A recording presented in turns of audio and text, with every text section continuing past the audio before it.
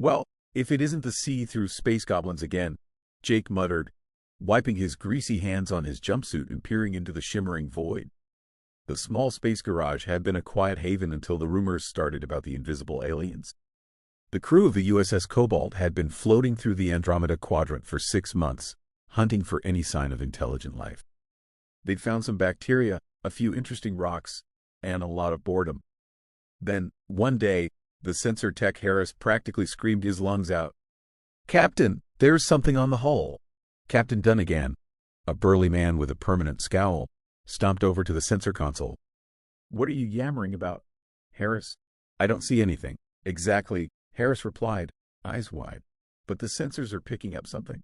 It wasn't long before the whole crew was abuzz with the discovery. They couldn't see the aliens, but the ship's sensors were clear. Something was definitely there. Theories flew around like hyperactive comets, cloaking devices, interdimensional beings, mass hallucinations from space radiation. Everyone had an idea. The captain decided to call a meeting. "All right, everyone, listen up. We've got invisible somethings on our ship. We need to figure out what they want and how to get rid of them." "Suggestions?" Jake, the ship's engineer, raised a hand. "Captain, what if we try to disrupt their cloak? Maybe hit them with some kind of radiation they can't handle?" Harris nodded enthusiastically. "Yeah, like ultraviolet or something." Captain Dunnigan rubbed his chin. "Worth a shot. Jake, get on it." A few hours later, the crew gathered in the observation deck, eagerly watching as Jake and Harris set up a makeshift emitter. Jake fiddled with the controls, then flipped a switch. A burst of ultraviolet light flooded the room. For a moment, nothing happened. Then, slowly, shapes began to materialize. The room filled with gasps as the crew saw what looked like tall, slender beings, their skin shimmering with an iridescent hue. The aliens stood still, clearly surprised by their sudden visibility. "Well, I'll be damned," Dunnigan muttered. "All right, everyone, stay calm. Let's try to communicate." Jake, ever the tinkerer, quickly rigged up a universal translator. The captain stepped forward, addressing the aliens. "I am Captain Dunnigan of the USS Cobalt. We come in peace. Who are you, and what are you doing on our ship?" The tallest of the aliens stepped forward, its voice a series of melodic tones. The translator worked, and the crew heard. "We are the Tsar. Our mission is to observe and learn. We meant no harm, observing us." "Huh?" Harris said, folding his arms. "How long have you been doing that?" The Tsar hesitated. "For several of your Earth months. We were curious about your species." Captain Dunnigan raised an eyebrow. "Curious about what?" The alien's eyes, at least what the crew assumed were eyes, glowed softly. "Your resilience. Your unpredictability." Jake couldn't help but laugh. "Yeah, we're a real surprise package." "All right." The captain shot him a look but then turned back to the Tsar. "All right, you've observed us. Now what?" The Tsar looked around, its gaze lingering on the various crew members. "We had hoped to continue our study, but now that we have been discovered, we must reassess." The crew exchanged glances. Dunnigan sighed. "Look, we don't want any trouble, but you can't just sneak onto our ship and spy on us. If you want to learn about humans, you need to do it openly." The Tsar conferred among themselves for a moment, their tones blending into a harmonious melody. Finally, the leader turned back to the captain. "Captain, very well. We will share our knowledge with you in exchange for learning more about your species." Dunnigan nodded. "That sounds fair. But no more sneaking around." "Agreed," the Tsar replied. With the agreement in place, the atmosphere on the Triumph changed. The Tsar, now visible, began to interact openly with the crew. They were fascinated by human technology, culture, and behavior. In turn, the crew learned about the Tsar's advanced sciences and unique view of the universe. Jake found himself in long discussions with the Tsar engineers, comparing notes and exchanging ideas. Harris, ever curious, dove into their history and philosophy, finding common ground and surprising differences. One night, as Jake was working on a particularly stubborn engine component, one of the Tsar approached him. "Jake, may I ask you something?" Jake looked up, wiping sweat from his brow. "Sure. What's on your mind?" The Tsar's eyes shimmered. "Why do humans take such risks? Your exploration, your inventions, many seem perilous." Jake chuckled. "Well, it's just our nature, I guess. We push boundaries, try new things. Sometimes it works out, sometimes it doesn't. But we keep going. It's how we've survived and thrived." The alien tilted its head. "Fascinating. There is much we can learn from each show. There. As days turned into weeks, the bond between the humans and the Tsar grew stronger. They faced challenges together, from navigating treacherous space anomalies to dealing with technical malfunctions. Each experience brought them closer. Yet, amidst this newfound camaraderie, a sense of unease lingered. The Tsar had been invisible for a reason. What else were they hiding? And how would their presence ultimately impact the crew of the Triumph? For now, though, both species embraced the opportunity to learn and grow together, forging a path through the stars, one invisible step at a time.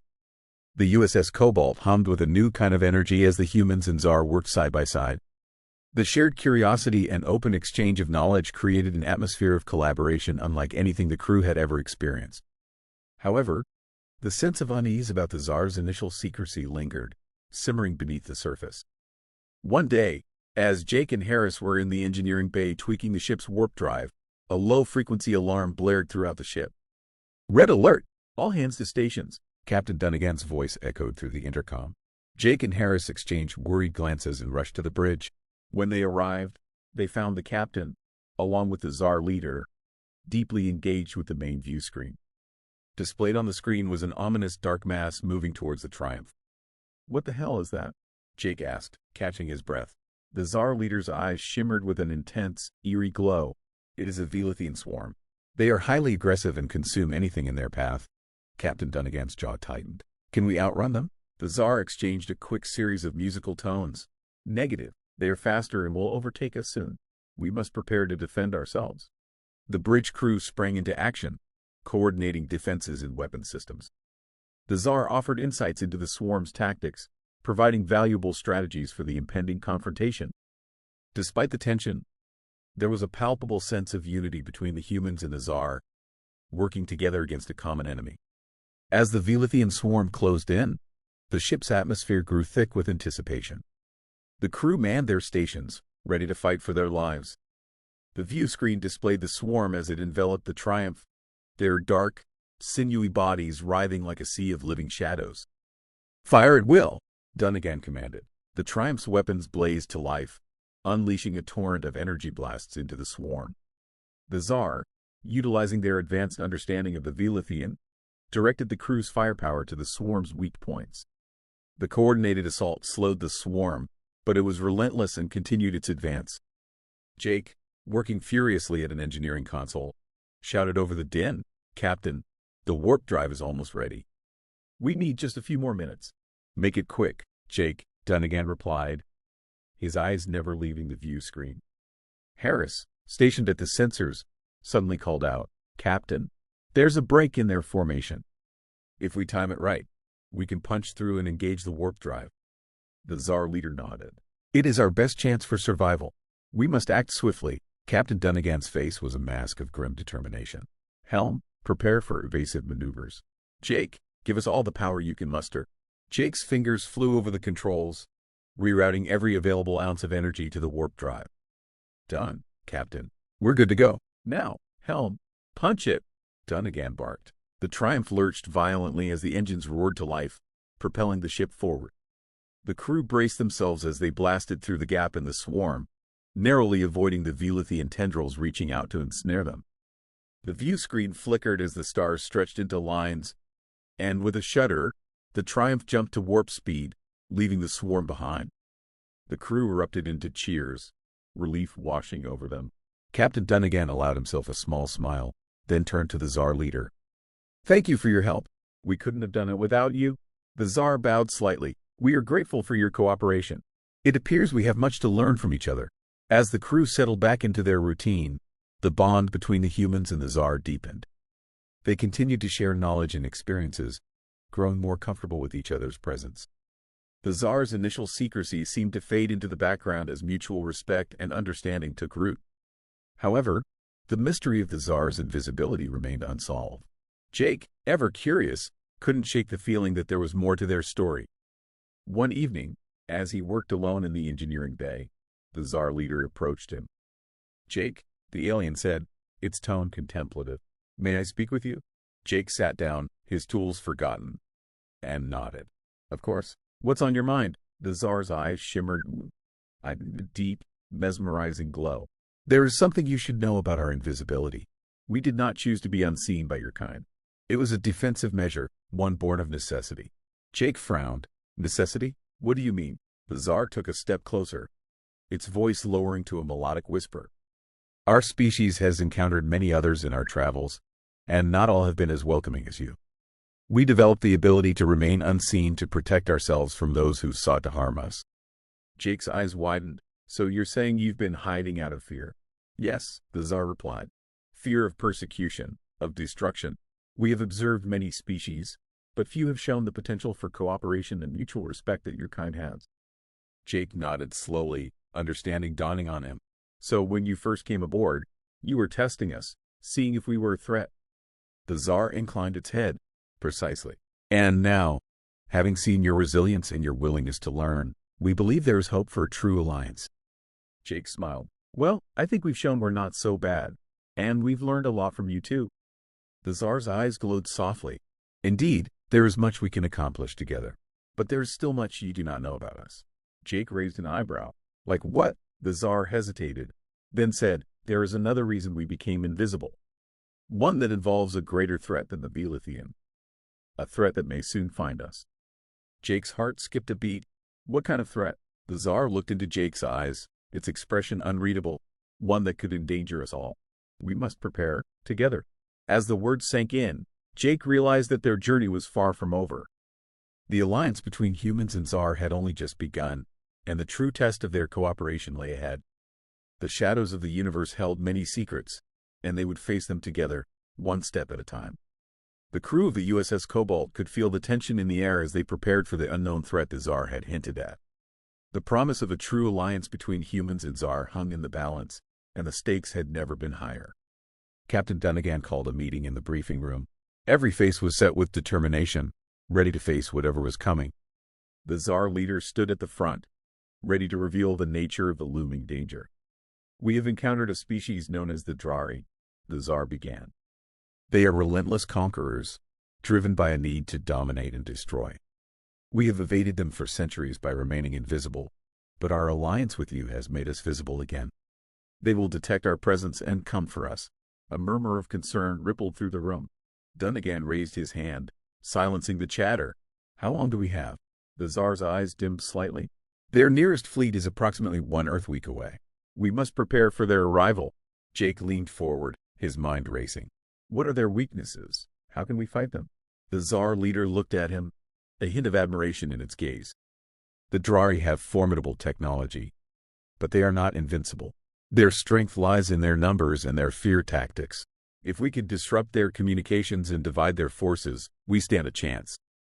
Harris spoke up. We could use the sensor array to create a jamming signal, confuse their fleet. Jake nodded. And if we rig the engines to produce an EMP burst, we might disable their ship systems long enough to gain the upper hand. Captain Dunnigan smiled grimly. All right, we have a plan. Let's get to work. The next few days were a blur of activity. The humans and Tsar worked tirelessly, combining their knowledge and resources to prepare for the Drari assault. The ship's defenses were bolstered, and the crew trained for combat scenarios, ready to face the impending battle. As the Drari fleet drew closer, the crew's resolve hardened. They knew the odds were against them, but their determination to protect their newfound alliance drove them forward. The day of the confrontation arrived. The view screen displayed the massive Drari ships as they approached, dark and menacing. The crew braced themselves, their hearts pounding with a mixture of fear and anticipation. All hands, battle stations, Captain Dunnigan ordered, his voice steady. The Drari fleet began their assault, launching waves of fighters and heavy weaponry at the Triumph. The ship shook under the impact, but the crew held their ground, returning fire with precision. Jake and Harris worked frantically at the engineering console, coordinating the EMP burst. Almost there, Jake muttered, sweat dripping down his face. Just a few more seconds. EMP ready, Harris shouted. Do it, Dunnigan commanded. The Triumph's engines roared to life, releasing a powerful electromagnetic pulse. The Drari ships flickered, their systems going dark as the EMP washed over them. The Tsar took advantage of the chaos, directing the crew to target the vulnerable ships. Focus fire on their command vessel, the Tsar leader urged. Without it, their fleet will be in disarray. The Triumph's weapons blazed, concentrating their fire on the Drari command ship. Explosions rippled across its surface, and with a final, massive blast, the ship disintegrated, sending shockwaves through the enemy fleet. The remaining Drari ships, now leaderless and disoriented, began to retreat. The Triumph pursued them, picking them off one by one until the last Drari ship vanished into the void. As the battle subsided, the crew of the Triumph let out a collective sigh of relief. The threat had been eliminated, but the cost was clear. The ship had taken heavy damage, and there were casualties. However, the victory was theirs. The Tsar leader turned to Captain Dunnigan. "You have proven yourselves, Captain. Your bravery and ingenuity have saved us all." Dunnigan nodded. "We did it together." As the crew began the long process of repairs, they knew they had forged a bond that would last through the stars. The future was uncertain, but together, they had faced the darkness and come out stronger. The Tsar, no longer invisible, stood as equals with their human allies, ready to face whatever challenges the universe had in store for them. The crew of the USS Cobalt looked out into the vastness of space, knowing that no matter what lay ahead, they would face it united, side by side.